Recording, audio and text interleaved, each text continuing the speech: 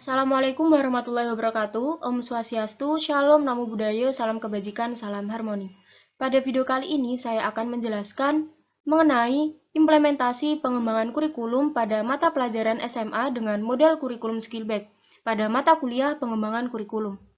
Sebelumnya, perkenalkan anggota kelompok kami. Yang pertama ada Cindy Aprilia Yunitawati dengan NIM 201102104. Yang kedua ada Yogi Karisma Logamaharta dengan NIM 20110211009. Yang ketiga ada Isna Nur Khalifa dengan NIM 20110211011. Selanjutnya terdapat kerangka konsep. Di dalam kerangka konsep ini akan dijelaskan mengenai model pembelajaran Skillback.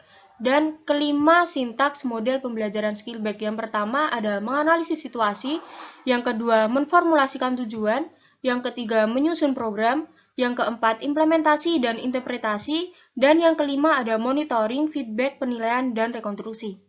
Sebelum berlanjut, alangkah baiknya kita mengetahui apa itu model pengembangan kurikulum Skillback. Menurut Skillback, model pengembangan kurikulum yang ia namakan model dinamik adalah model pengembangan kurikulum pada level sekolah atau School-Next Curriculum Development. Skillback menjelaskan model ini diperuntukkan untuk setiap guru yang ingin mengembangkan kurikulum yang sesuai dengan kebutuhan sekolah, agar proses pengembangan berjalan dengan baik. Maka setiap pengembang termasuk guru perlu memahami 5 elemen pokok yang dimulai dari menganalisis situasi sampai pada melakukan penilaian. Selanjutnya yaitu implementasi analisis sintaks model pengembangan Skillback. Di sini saya mengambil contoh pada mata pelajaran biologi kelas 11 semester ganjil dengan materi pokok yaitu sel. Nah, analisis sintaks model pengembangan Skillback ini yang pertama ada menganalisis situasi. Untuk menentukan efektivitas sebuah kurikulum yang diimplementasikan bisa dilihat dengan gaya belajar peserta didik tersebut. Acuan yang dirancang sebelum mengembangkan kurikulum baru memperhatikan langkah-langkah pengembangan kurikulum terlebih dahulu, mulai dari analisis kebutuhan, perumusan tujuan, pengorganisasian materi, pengorganisasian pengalaman belajar, dan penggunaan alat evaluasi. Yang kedua ada memformulasikan tujuan. Adapun tujuan yang hendak dicapai oleh peserta didik setelah mengikuti pelajaran tersebut adalah melalui model pembelajaran Discovery Learning, peserta didik mampu menjelaskan komponen kimiawi, penyusun sel, struktur, fungsi, dan proses yang berlangsung dalam sel sebagai unit terkecil kehidupan.